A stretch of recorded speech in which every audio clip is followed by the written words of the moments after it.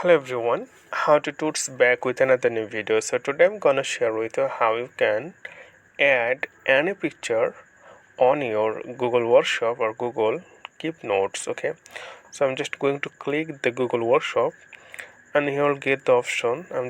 I'm taking the new workshop, so just simply click the plus icon and then title and note, and before typing anything I just wanna add any picture, so that's why I need to click here the plus icon, left bottom corner on your screen. So simply click on this, then you'll get some option here. So you need to click the add image option, this one. So I'm just going to click add image.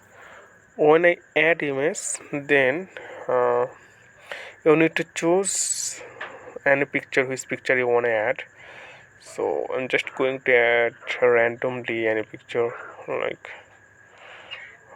this one.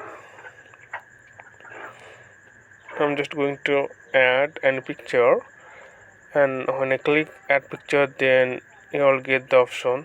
It is appeared here. Then you can type title and note here, and after that it will save automatically. So okay friend, and today's no more, and thank you for watching this video.